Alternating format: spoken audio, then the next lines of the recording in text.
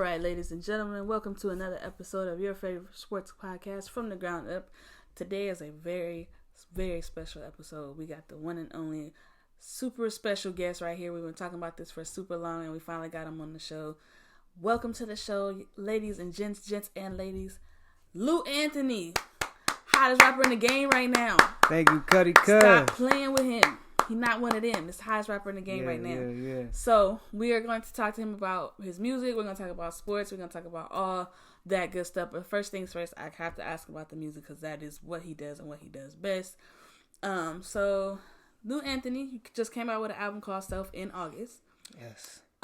What has been the response so far as the album, and like what inspired you to name the album Self? Well, Self is an acronym for something everyone looks for, and really it was a documentation of my journey, finding self, becoming a man, facing all the hardships and all the things that a young person faces as they come of age. You know what I mean? So Self was my documentation of that, my coming of age. And, the response for it, Cuddy, is, I couldn't have asked for it. I couldn't have asked for nothing like that. You know what I mean? People contact me, literally, and I know it sounds cliche, most times, but damn it, this song changed my life, or this song changed, made me look at certain things different. Mm-hmm.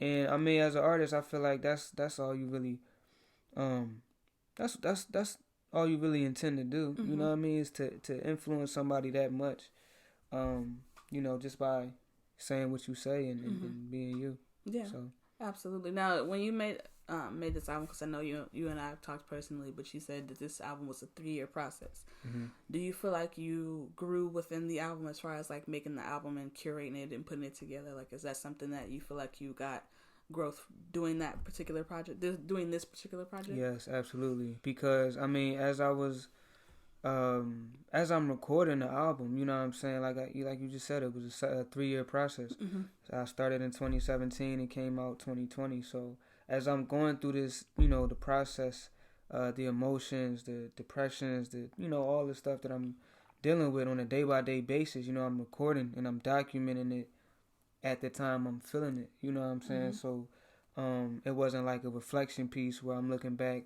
and talking about things that happened 4 or 5 years ago. It was things that were present in my life at that time. Mm-hmm. And you can kind of see the gradual, change, because, the album opens up talking about, like I said, the depression, the kind of sadness, and then it transitions into, a self-empowerment kind of theme, and then from that it goes on to pretty much I find my success in being me and doing what I do. So I definitely grew with it. Definitely a big part of my growth.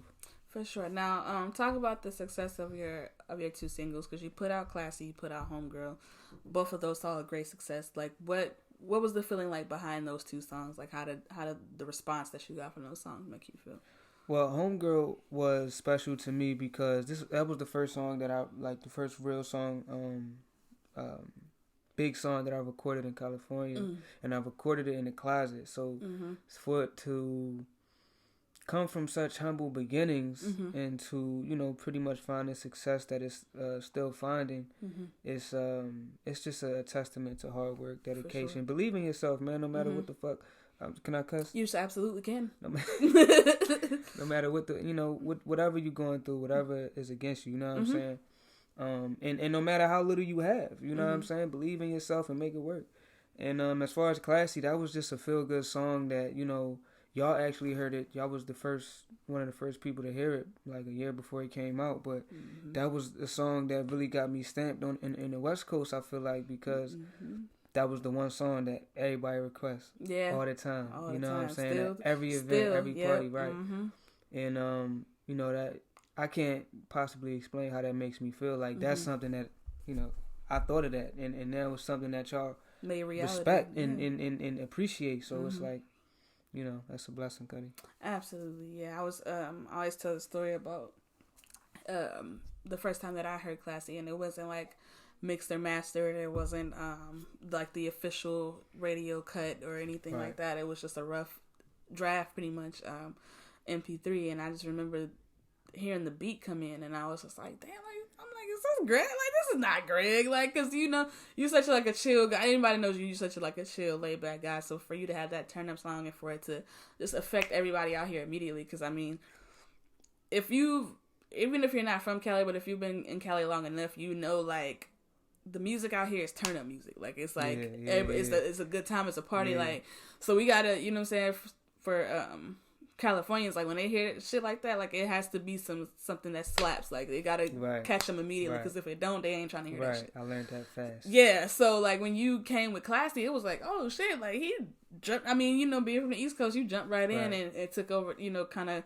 borrowed that sound, but just made it your own still. Like, you don't sound like you're trying to be a Bay Area artist or a California artist. You still sound like an East Coast artist, just like you can reach different dynamics. Absolutely. So that was oh, did it stop on its own? Oh, did it pause?